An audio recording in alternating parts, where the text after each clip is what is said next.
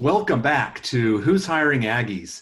I'm Dr. Sterling Bohm, Professor of Marketing in the John M. Huntsman School of Business, and I'm really honored today to welcome our guest, Scott Reagan, from Ecosystems.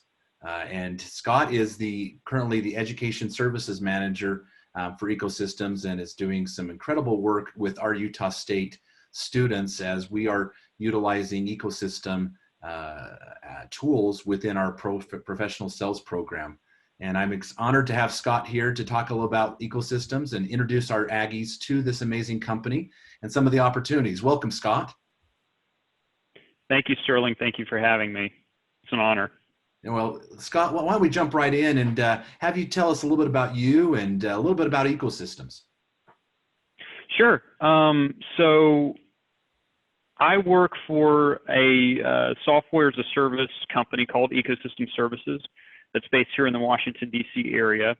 And we have a software platform that specializes in helping large enterprise technology companies such as HP and Google really discover, quantify, and track the value of the outcomes that they're trying to help their customers achieve throughout the entire customer lifecycle. And so that's what we specifically do at Ecosystems. My title here as the Education Services Manager is I manage our university partnerships. We currently have 7 different partnerships throughout the United States. And so I provide I help to secure those partnerships. And then once we've secured the partnerships, I assist in providing the partners, students and faculty with training on our software platform and any kind of technical assistance they may need to implement the software platform into their sales curriculum courses. Outstanding. We are so appreciative here at Utah State to have Ecosystems a part of our classroom and with our student experience. Scott, why did you choose to go to work for Ecosystems? Well, I chose to go to work for Ecosystems because I really believe in our company's mission statement, which is to help others make their value clear morning, noon, and night. And we do that every day through our software platform and through our team of value consultants. We have a fantastic group of people, colleagues that I work with here at Ecosystems. And the wonderful thing is that through the work that we do for the company as well as our software platform, we're really able to help individuals collaborate together to create win-win scenarios that will help both a seller and a buyer achieve their desired outcomes. Outstanding. And for the students that are not necessarily in our sales program, this is very much in line with these business value solutions that you talk about in finance, in accounting, economics, other areas that where we're always trying to quantify value. And Ecosystems has an incredible platform to help organizations do this as they're reaching out to their customers. So Scott, tell me a little bit about some of the roles that you're currently hiring for. So we are currently hiring for a business development specialist role, and this is a role that can be used as either a full-time employment opportunity for a recent graduate or for an internship opportunity for a current student. And what the role entails is really somebody that needs to be have qualities of being an investigator, being a social media guru, having an attention to detail, and really working through LinkedIn to foster relationships with individuals, because this role is crucial to our business development. So they're actually helping our CEO procure specific relationships that we can utilize to help us in gaining potential new customers throughout the every day. You've hit on obviously some of these important areas of this role. What are some of the skills or qualifications that you found that make your hires successful at Ecosystems? I mean, I think first of all, you've got to be able to get along with different people. That's not just with people that you work with in the office every day, but also, who are going to be people that you deal with on the phone or through email, whether they're current customers or whether they're going to be representatives of new companies. So you have to be a very, I wouldn't say, affable individual, and really also making a effort to understand other people's needs. I think that's incredibly crucial. So those are the two biggest qualities that we look for, because we really think of our company, because we are a relatively small company, as a family. So we want every employee that we're going to potentially bring on board to feel like that they're going to fit well into our family. And so, you need somebody that actually can get along with different people and to be able to not just get along, but also to really take the time to understand other people's needs and really works to be a problem solver, creative problem solver. Other skills is, we want somebody to be, proficient in social media, specifically for this role. If they haven't used LinkedIn before, but, they know how to use Facebook or they know how to use Twitter, that's perfectly fine, because we will also utilize those social media platforms, but we heavily utilize LinkedIn. That's the main way that we connect with folks through the internet. And I would also say somebody that, for this specific role, that's interested in doing investigations, so that likes to do research, because a lot of what they're going to have to do in this role is researching specific prospects. They're going to be taking a look at, the vice president of worldwide sales for Cisco, for instance, or they're going to be looking at, the senior or the executive vice president of customer success for another large technology company. And really, trying to figure out if that individual is going to be a good fit as a potential prospect for a business development opportunity, as well as to be a part of our thought leadership group, which we affectionately refer to as our advisory ecosystem group. I love, Scott, when you talk about the family and obviously these characteristics, in terms of skills. Maybe talk a little bit. I know one of the things our students love to hear about is the culture of ecosystems. We're familiar out here west with a lot of tech companies.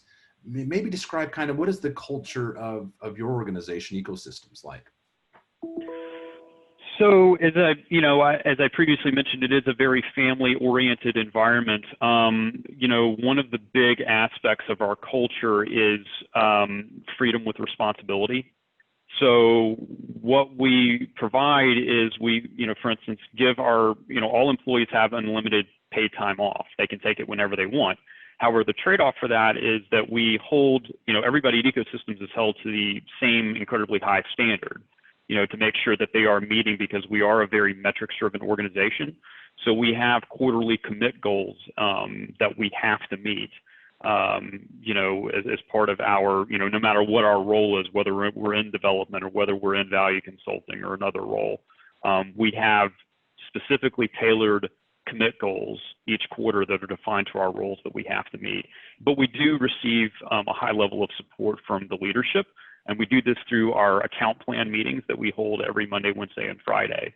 So I'm specifically meeting with our vice president of client success at least once, if not twice a week. Some other teams are meeting 3 times a week, depending upon the nature of their role. But I really feel like that every meeting that I have with our vice president of client success, who's my manager, I feel like that she's providing me some very good feedback and helping me to direct me and to accomplishing my commit goals each quarter. And that's wonderful to see kind of the openness of communication. In my experience working with Ecosystems, the CEO, the vice president, you talk about, these executives are very much in the trenches with all of the employees and building value for Ecosystems, but building value for their clients. Is this very much the case? The approachability of your CEO, approachability of your executive team is a big part of the day-to-day culture of your organization. Sure. Sterling, can I also add one more thing with respect to the accessibility of our senior leadership? So every quarter, each employee at Ecosystems is allowed to do, when we were in the office, we would literally do what's called a walk to Mars. So the Mars Candy Factory is blocks away from our headquarters in McLean, Virginia. So, the CEO would actually come into the office and meet with each employee. We would schedule those meetings once a quarter and just walk and talk about it. It doesn't have to necessarily be work related. It's just, how are you feeling? How's everything going? Now we're doing these virtually. I actually have my virtual walk to Mars with our CEO on Friday. So it really is a very unique opportunity that you get. There's not a lot of companies where you're able to actually have one-on-one 30-minute meetings with the CEO once a quarter. It's a very unique privilege to have. That's wonderful. Thanks for sharing that. You talk about McLean, Sure. Virginia. Our students may not be as familiar, being a lot of them Westerners. Maybe speak, I know Sure. you're a transplant to the area.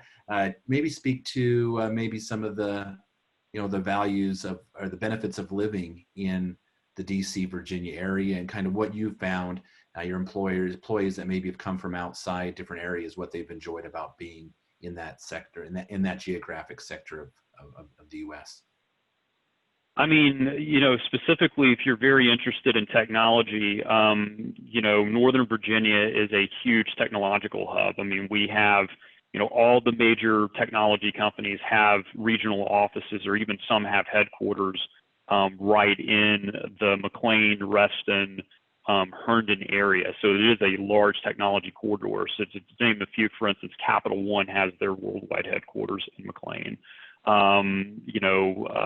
Cisco and Microsoft have regional offices. Amazon is getting ready to open up their second headquarters in Arlington, which is, not too far away from our location. So there's a lot of opportunities specifically in tech and being able to work in the tech industry. If you're interested in this area, you don't necessarily have to go to California for it. Obviously, being in the nation's capital, I mean, I'm a huge, history person. So, and I have a background in politics. I used to work on political campaigns. So to be in Washington, D.C. is absolutely a treat for me, being able to, visit the Smithsonian and, going to the Capitol and doing all the different tourist opportunities. And especially there's all different types of activities in D.C., on a constant basis. So just being up here is a wonderful opportunity. I mean, I will admit that it's a little bit more expensive than where I'm originally from in Georgia, but the opportunities pay pretty well to provide for your ability to do well here in the area. That's outstanding. And one of the things I preach to our Aggies is the opportunity to make an impact in the business realm, being geographically flexible and to be able to look at opportunities. We have a number of Aggies that are in the DC, Virginia area. I know we have a number of students that intern in the DC area every year. And so I encourage those listeners today to open their mindset, right? I think I'm a bit partial as well. I love the nation's capital and that whole surrounding beltway and just what's available there from a quality of life. Beautiful, beautiful area. Still quite a bit less expensive than some of the other tech hubs as you talk about, but you certainly have some huge advantages for a recent grad to launch into that geography. Scott, we really appreciate Ecosystems. Thank you very much for taking some time and visit with us. Before we wrap, tell the students how they can engage with you and explore and apply for positions at Ecosystems. So yes, they can actually reach me directly by my email address, and I'm happy to provide that now, or if you want to include it later on. But my email address is sreagan, my last name, S like Samuel, my last name spelled just like the president, at Ecosystems, one word, ecosystems.us, or they can simply find me on LinkedIn. Fantastic. And at the end of this podcast, I'll have some links here for our students to reach out, connect on LinkedIn, email Scott, and apply. So get into the application process. Maybe you can talk just briefly about that. What does the typical process look like if they were to apply? What does that hiring process look like at Ecosystems? I mean, it is not a quick process. I had probably about 5 different interviews. So we really do a thorough job, as I said earlier, that we consider ourselves to be a family. So we want to make sure that any new employee that we bring on board really fits into our family. And so, I started off with a phone call with our senior value consultant, Trisha Markey, which then, it was an exercise that I had to do. And then on top of that, have a meeting. Since I ended up applying for a business development manager role, I had 2 phone meetings with our business development manager at the time. And then was finally brought in for a in-person interview, which was probably one of the most grueling interviews that I've been a part of, where I had 7 people that were interviewing me from the company. And then the CEO came in and I was actually asked to present my exercise because I had to convert it into a PowerPoint presentation and present it. So it is not a simple and quick process, but If you really are looking for a company that really cares about helping others and other organizations, understand and find and demonstrate their value to, others to help them achieve a desired outcome, then Ecosystems is certainly a great place to work. That's wonderful. And you've helped our students find real value and just even thinking about these type of roles and opportunities that are out there. Scott, we appreciate your time, and I encourage our Aggies to look at more into ecosystems and to make connection with Scott. Thanks, Scott, for your time today. Thank you so much for your time, Sterling. It was a pleasure.